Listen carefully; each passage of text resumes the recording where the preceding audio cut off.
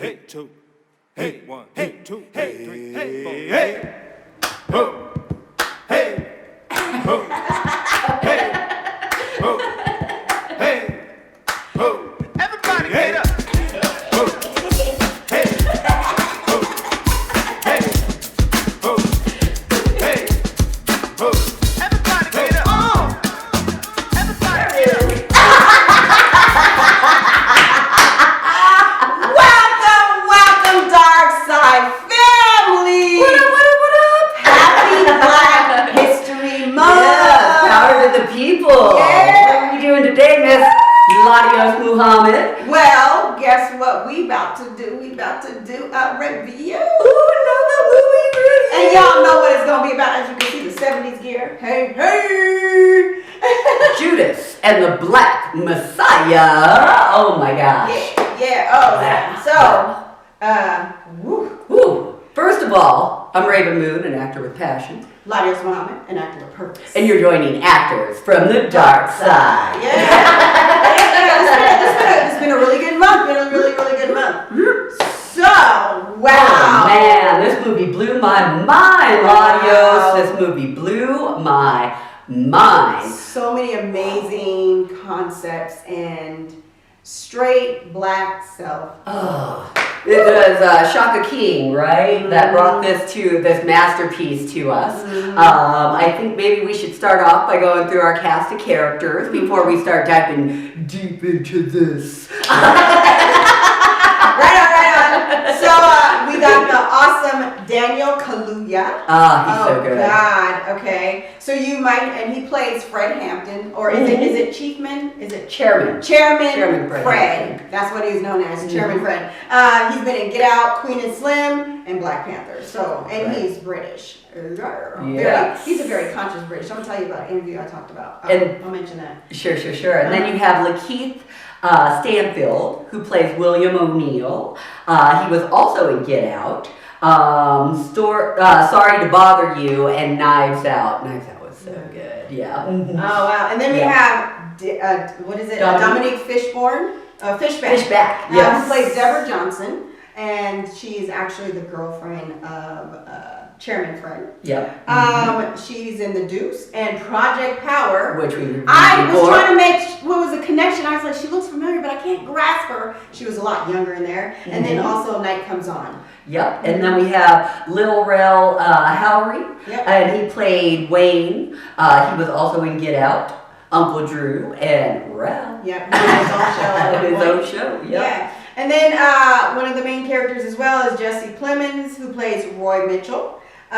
He was in Breaking Bad, Kane Knight in Fargo. So these are it was amazing characters, but what I really enjoyed is the three, Daniel, LaKeith, and Lil Rel getting back together, working together, and that was just like the collaboration was amazing. A little bit of magic, if I do say so myself. It was a lot of magic. Like, The acting was wow. superb, but I'll say this. Wow. I've heard of the Black Panthers, a little bit of verbiage here and there. You know, it was ran by Huey P. Newton, and I think this was after Huey P. Newton was incarcerated. Yep. And so we take off with Chairman Fred. Yes. But I did not know this story. Oh, And wow. he was a very young activist. Cause he was 21. he was 21. I believe LaKeith Stanfield, William O'Neill was only 19. It's very hard to imagine such young revolutionaries, but they were.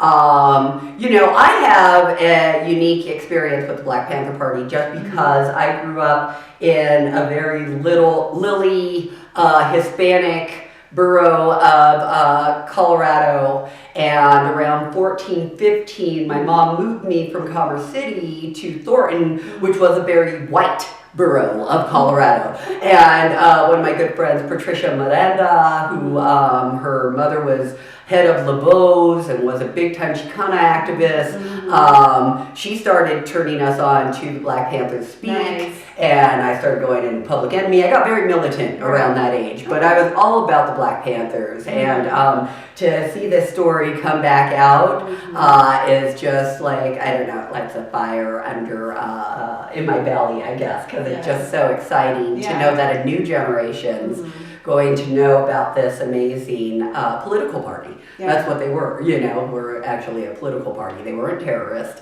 They weren't, they were, it was like the Democratic Party or the Republican Party, but they were the Black Panther Party. Yeah, and then one of the things that, and as we get into more of the dialogue of the story, by the way, spoiler alert, so if you haven't seen it, you need to stop right here. Watch it, come back. Yeah, watch it, come back.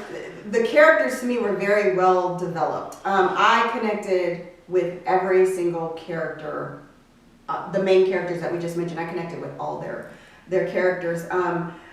But one of the things that I really enjoyed about this movie is it promoted Black love, Black pride, Black confidence in your community, which was very disheartening, and we'll get along the way about, why they're trying to dismantle the Black Panthers. Sure, and going even further, the reason why the Black Panther Party was such a threat is because it wasn't just about Black people, it was about poor people, regardless of your color. And that's how they were able to form a rainbow coalition. That's how they were able to become a huge threat.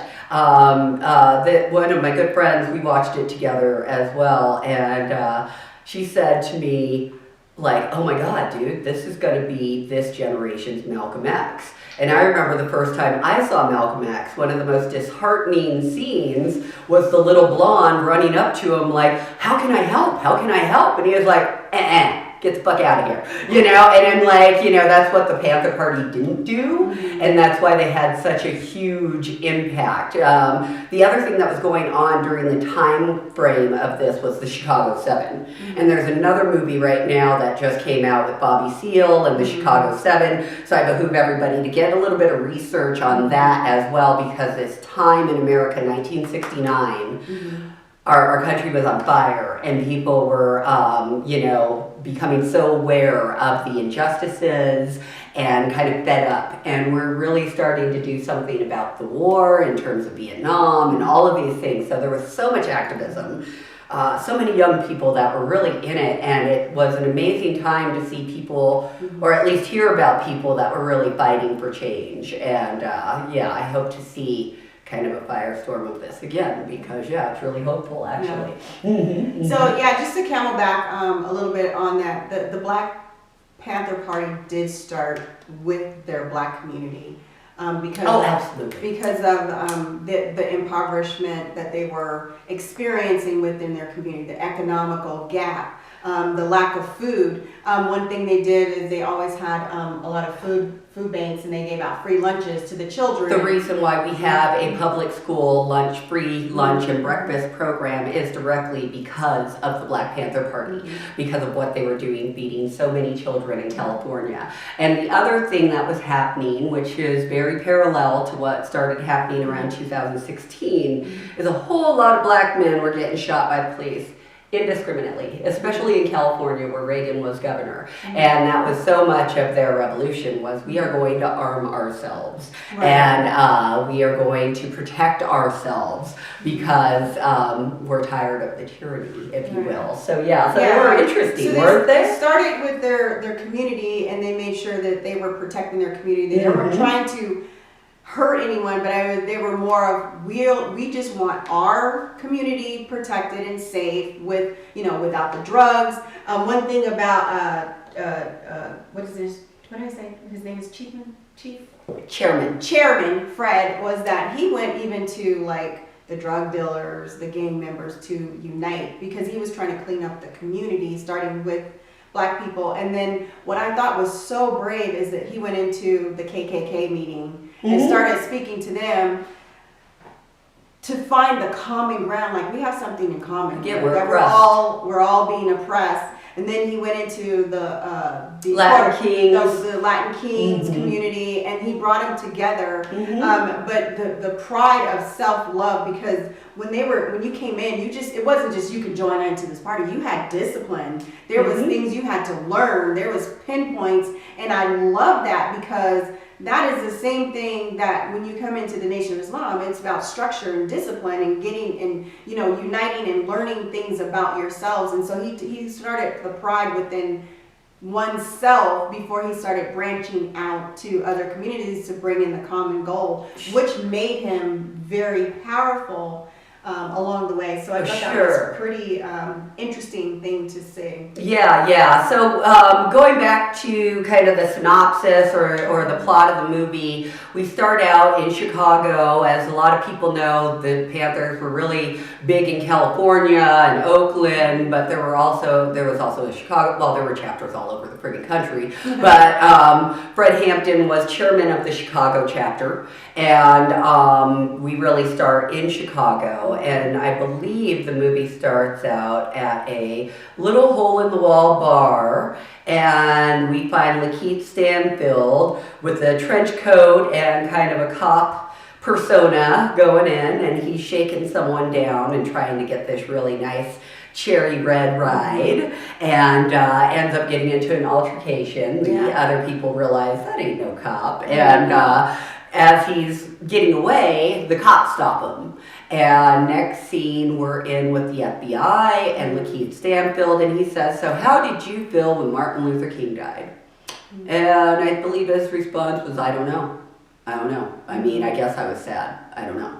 And then he asked about Malcolm X, and he said, I never thought about that. Why do you think he asked him about that? Because he was looking for an uneducated, uncaring, not in the struggle person. And there's always short-sighted people. There's always going to be short-sighted people. And it's usually trauma that does that, right? If your trauma is so bad that all that you're doing is surviving, you're not thinking about the bigger picture. You're not thinking about how that's going to hurt somebody else. You're thinking about your survival, and that's it. And I think that was very much who William O'Neill was. Yeah. He was a person that was hurt from circumstance and whatever, and he was too damn short-sighted to see the bigger picture. And it's almost so disheartening how much he doesn't take in, right? And we'll go into that more, but yeah, I thought that was very telling that once he got, the FBI agent got those two answers of, this guy doesn't really give a crap about what's going on with his people.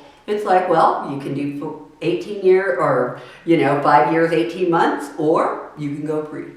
And that's kind of where we start out. He was super apathetic to what was going on as far as the conscious community. But you hit the nail on the head with that by saying that he was in survival mode. Yes. I don't think he cared one way or the other, which is But one thing he said that I thought stood out, and it's still a mentality today, is he said, "Why didn't you just go in and carry a gun? Why didn't you carry a badge?" And he says, because people fear the police, the badge, more than they do a gun. They got an army behind them. And they have an army behind them. So to me, that tells you the mentality, even to this day, when it ties in police brutality and the influences of the police in the community and how we view them. That's a very powerful piece. Because I was like, oh, that's pretty interesting. He went in with the badge. As soon as he went in with the badge, everybody was like, oh my God. That basically opened the door to his connection of getting him involved. So he had to basically make a choice of, you're going to jail for 5 years, which you might do 18 months, or you end up maybe, go and be undercover snitch. Yeah. And that's how he started to investigate into the Black Panther Party and begin to dismantle. But I think at some point he found a little bit of compassion. When he said, at one point, at the beginning, he says they're not terrorists. Yeah, he says that. He goes, I don't know what you're looking for. He goes, they're putting me through hell. And then there's at one point he says, okay, I did what I did. I'm out. And he was like, oh no. You're not done? He's like, I did what you asked me to do. And he was like, no, remember, you had 5 years. So he basically was dangling a carrot on him and had him on a leash and said, if you run, I'll find you. Sure. So, Yeah, absolutely. Yeah. So, yeah, and you start out, they kind of do a pretty good, I think actually, no, it goes into Fred Hampton's speech.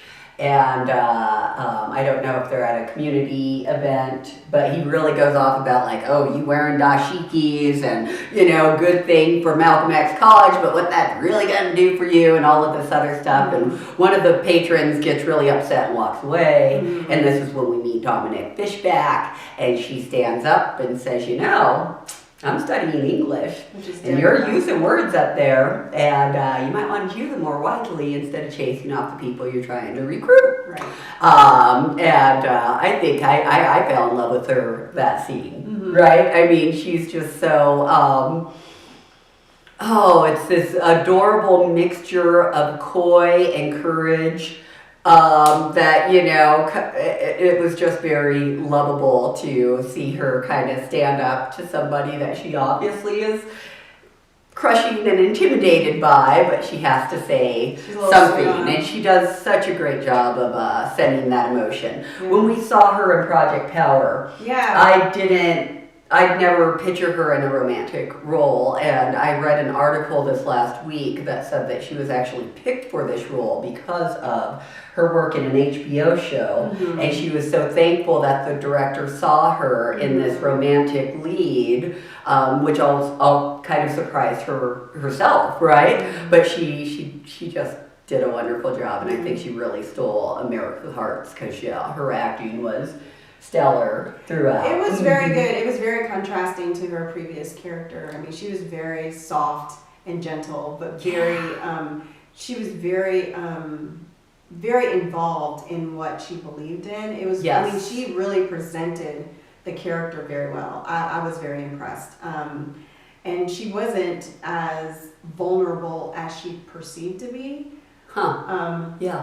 But because, and that goes on because she's still carrying on the legacy of that chapter. Absolutely. Yeah, absolutely. So then you have a couple of montages. I think LaDios was talking about how you have the education programs, the food programs. To be a Black Panther meant that you were a well-rounded, excellent person. You did not, I think, within that montage, you see William O'Neill trying to flirt with some girl, and he gets reprimanded because he's like, hey, that's not how you treat your sister. That's your sister in arms. That is your sister, so you act like it. Because Panthers were very much about respect, not only for self, but for women, for children.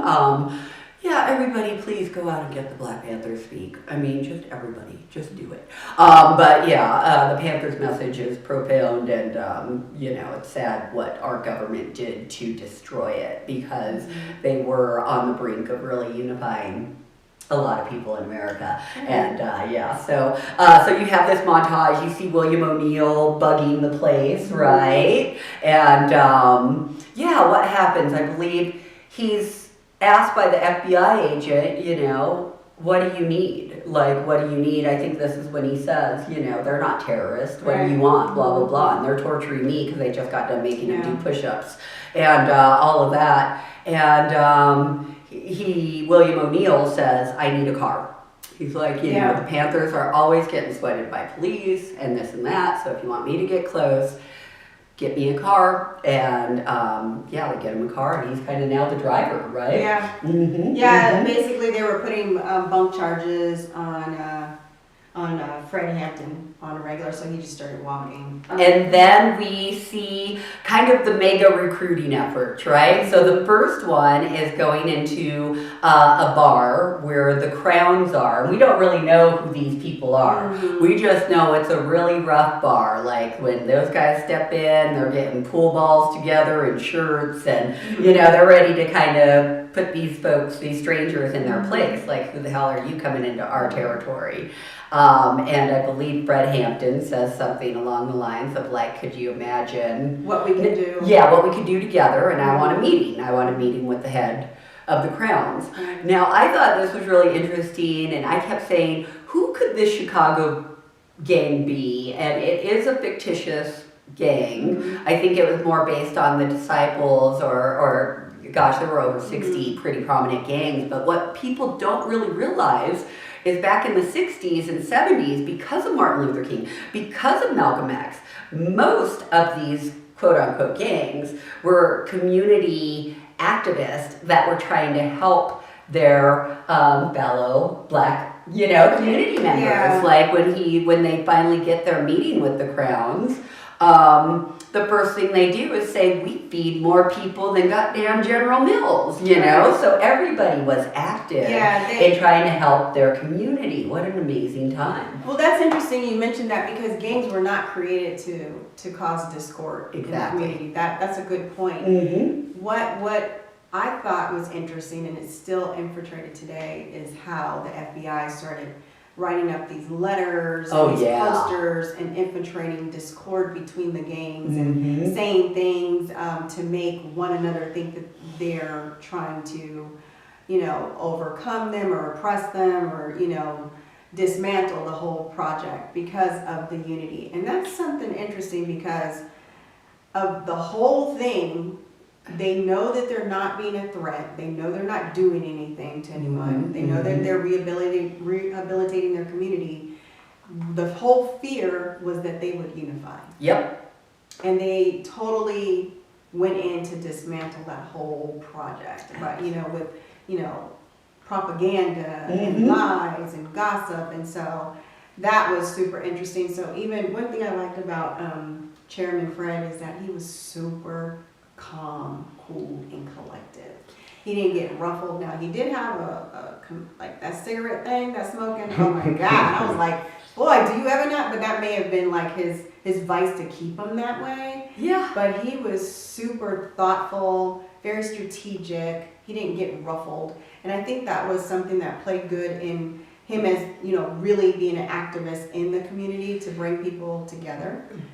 But he was very, very passionate, and he did get very in your face about, if you watch a couple of his documentaries, his style, and I think Daniel Kaluuya kind of downplayed it a little bit, because Fred Hampton actually was very insinuating and in your face and almost to the verge of yelling. And that was a lot of what they were kind of coming back with. You need to that was his girl. You need to soften up a little bit. You need to chill out, because he was very much he pushed the envelope. But at the same time, that whole speech that he does a little bit of a speech where, and I'm jumping ahead, but this is anyways, he says, I'm not going to die a normal person death. I'm going to die a revolutionary's death. And I think that was part of the cigarettes. If you know that your time is short, you're not giving a shit about the long term, I just gotta, I'm just going to soothe myself kind of thing. Did you have something you wanted to say? Mr. King. You look like, Mr. King had some. Please interject, Yeah, Mr. please King. interject. So with the cigarettes, you guys also got to remember this too. Everybody the 70s smoked back and then. the 60s, Everybody smoked. Right. And they chain smoked. Right. You know Yes. what I'm saying? So I have to give them a lot of credit for that, because there were a lot of little small nuances that they actually threw in there to try to show you just how they was really living. Yeah. They was really smoking all the time. All the time. The way that they talked, the way that they acted, the places that they went to. So they did a really They good did. job. They Okay, did. I'm sorry. I didn't No, mean No, I agree 100%. I was 100%. watching, that was just a personal opinion of observation, oh my God, he just smoked so much. But I did watch an interview with Daniel Kaluuya, and I did not realize how much of an activist he is. And of course, as you all know, he's British. And he said there's a lot of discrimination and police brutality in the Brit, but he said it's very subtle. Sure. It's very subtle. But one thing he said that he did, he said, when it was proposed to him, when someone said, hey, they wanted him to play this character after he did Black Panther, he said he went and read all the books. He really, he said, I abandoned myself. I read all the books. I listened to Malcolm X every day. And they were like, oh, so you did method acting? He said, no. He said, I didn't do method acting because method acting, you're just calling that person, that character, you're in character all day, every day. He said, I'm just saying I abandoned myself. He said, I went to the family and I spoke to the family for I think he said I don't know, 14 hours Wow. to obtain information about his character, like his great. cigarette smoking, his demeanor, his Mhm. calmness. He said, but I didn't go there just to collect information. I came there to understand his plight, you know? Yeah. And so he said, so this is that he felt like he embodied him. I've never watched any previous documentaries of him being in his face, and I don't know if the vision was what is her name, Deborah Johnson's vision of like who he became when they got together, like how he was prior to having her, because sometimes when you have a loved one and a baby on the way, it does change the dynamics of how aggressive or assertive you're going to be in the community. But one thing I did like, he said, the thing about the Black Party Panther, it wasn't fight fire with fire, it's fight fire with war. And he is like, breaking down the war of education, the war of the minds, the war of black love. He said one thing he loved, he said this was about self-love, black love, and then expanding that to other communities, because we can help others, but we still have to help ourselves first.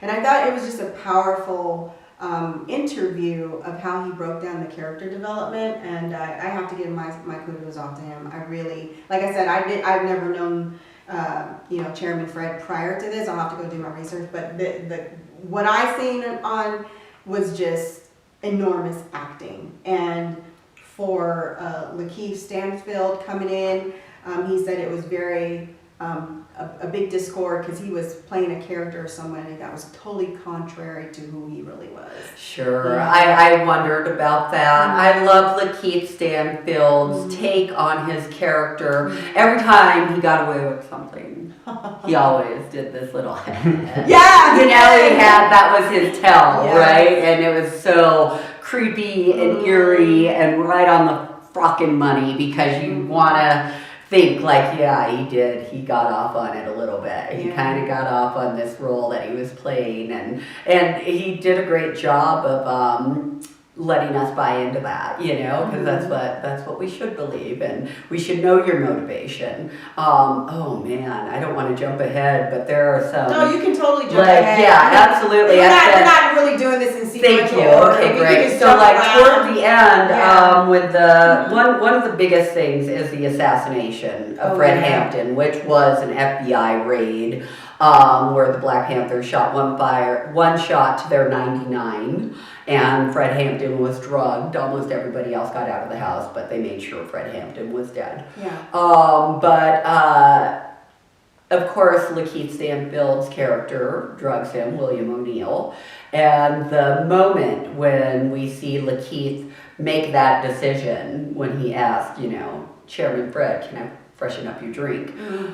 That expression, almost tearful, I know what I'm doing, I'm committing to this. It was cheers. I'm just like, kudos, Yeah. you knew your motivation, you knew what you were playing, and I love it when you can embody that. And I wanted to cry for him. yeah, it was, and you don't, you should be hating this person, yet you're empathizing. And that's a great thing to be able to do, because he was not playing a character that you would walk away loving. But like I said earlier in the show, I think he was a victim of circumstance. I think he was a victim of trauma. And it's a sad tale all around, right? Everybody ended up being kind of... I often wonder, the William O'Neill, how do you get so close to someone?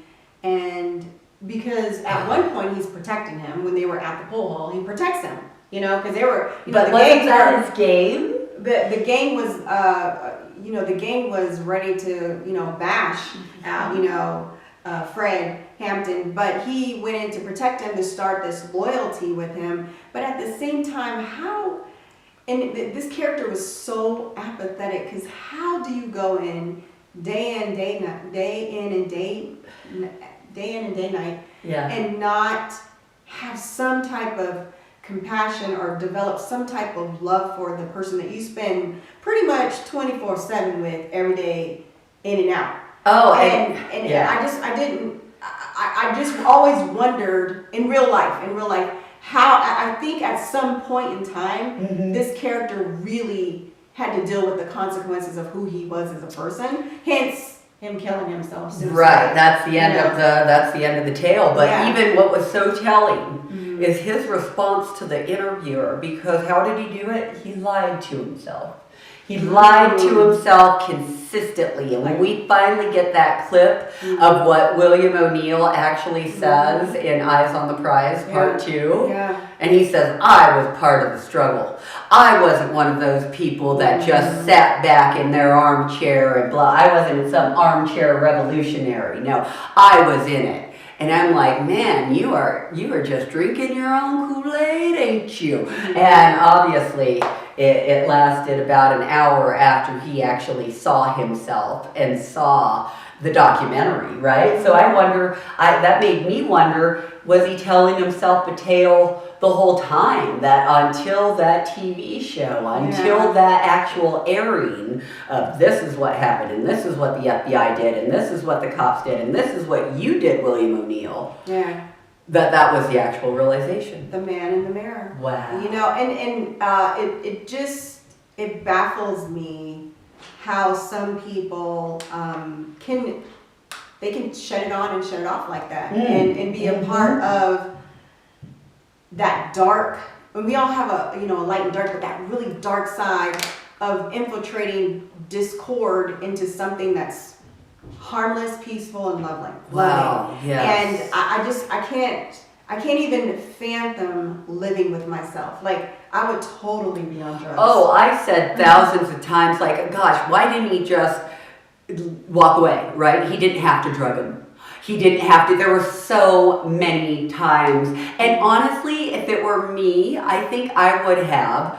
Honestly, I would have. Even if I were a little low down, I would have just given myself enough leeway to find a friggin' ticket to get the hell out of the fucking country and just leave it all behind, right? Because the feds were giving him so much leeway. Like, if you got that kind of thing going, run away. But I think he was actually kind of thick. I actually said when he goes up to Fred Hampton with the CB4 and says, hey, let's go bomb the mayor's office and all that. Crazy. And I'm like, this mofo has an IQ of 40. Because, I mean, how thick are you to be in the party, to be listening to them drop knowledge day in, day out, and still be stupid enough to suggest something like bombing the damn mayor's office? Totally, I'm fed up, I'm frustrated, I'm getting it from the FBI in, I'm getting this in. I just want to just blow something up because I'm tired. And he could have just been between a rock and a hard place.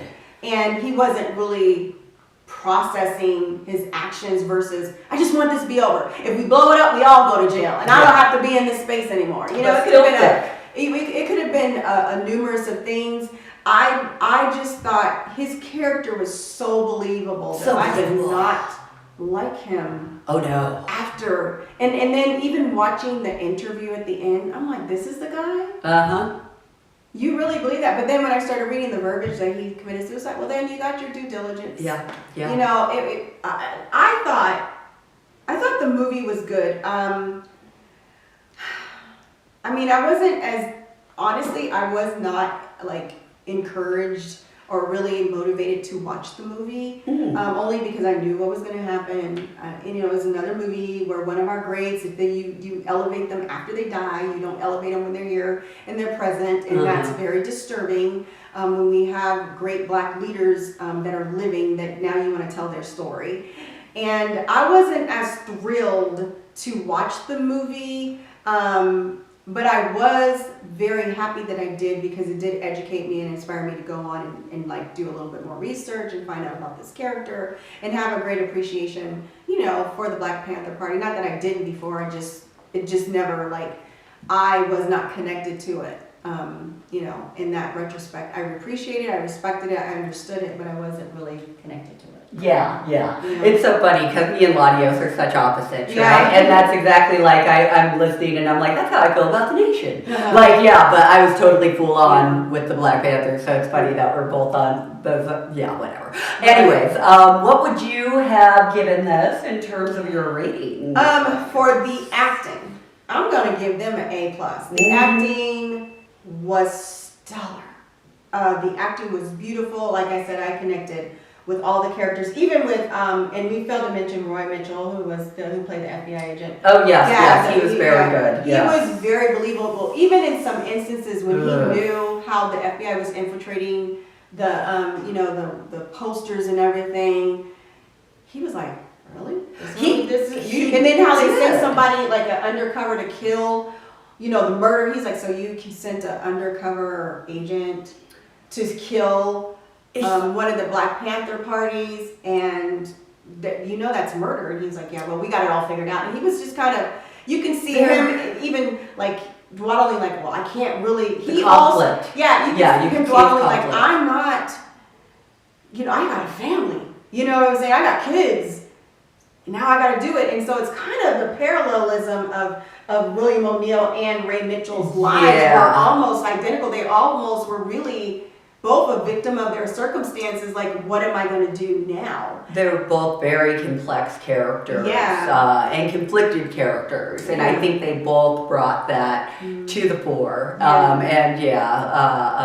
or Ray Mitchell? Ray Mitchell, I'm sorry, Roy Mitchell. Roy Mitchell, yes, Roy Mitchell. Yeah. I mean, there's one point where he's infiltrating the party and he's in the crowd looking kind of like a hobo. And you're like, oh crap, there he is. Yeah. But he's committed and, not only, in the movie, but just, this individual is committed to what he has to do. So it's an interesting dichotomy and definitely fun to watch, right? Because again, every actor did such a great job of bringing these characters to life and making them so relatable. And I think my rating overall, I'm just going to give it an A.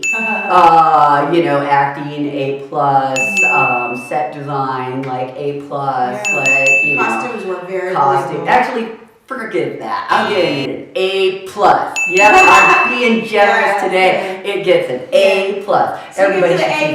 movie. I think, and this is my biases, because there's just always more to, my biases, my subconscious biases of the Black Panther. I loved the acting. They got A+. I loved the background, the music. I was okay, but the movie for me, I was like B-. I just wasn't thrilled to see another movie that we're not really, we're trying to raise the dead and we're not dealing with the living. So, but the educational piece, I'm good. So my score, B-. Hers A+ across the board. Acting for me A+, and I guess that's all we got, huh? Yeah. Like I say, this generation's Malcolm X. So I'm hoping this wakes some people consciousness up and gets people doing some research and I do want to say something. You keep mentioning Malcolm X. I do want to mention that movie was so good. That was my '90s So you're saying this movie was the Malcolm X for us in '93, right? For the teenagers of okay. this generation, I think this movie is going to be what Malcolm X was for me when I was 16. Yeah. Like Malcolm X woke me up, made me realize so much, right, that I just didn't know about in terms of the 60s and what Malcolm X went through and his life. Spike Lee was amazing. That's still one of my favorite movies of all time. And this goes right up there with it. Like, I can't wait for my kids to be a little bit older so that they can see it and that kind of stuff, because it was educational.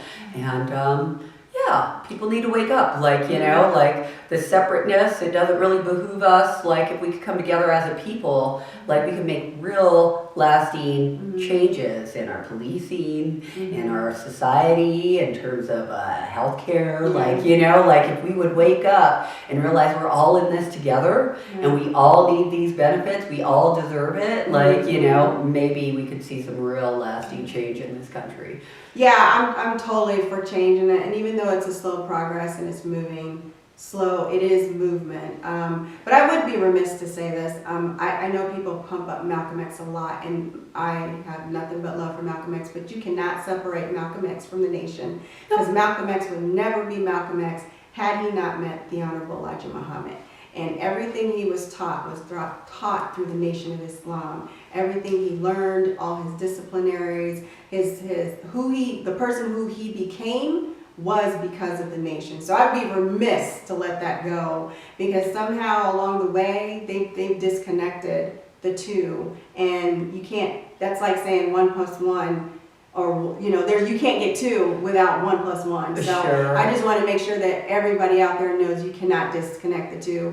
Go back and do your research, show the connection, the love, and that we all are intertwined. Even the Black Panther Party took all those bullet points of what they were doing for the community from the Nation of Islam. So with that, thank you so much for chiming in. Remember to get up and get out and do something for yourself. I'm LaDios Muhammad, actor with purpose. And I'm Rav'n, an actor with passion. And we are actors from the dark side.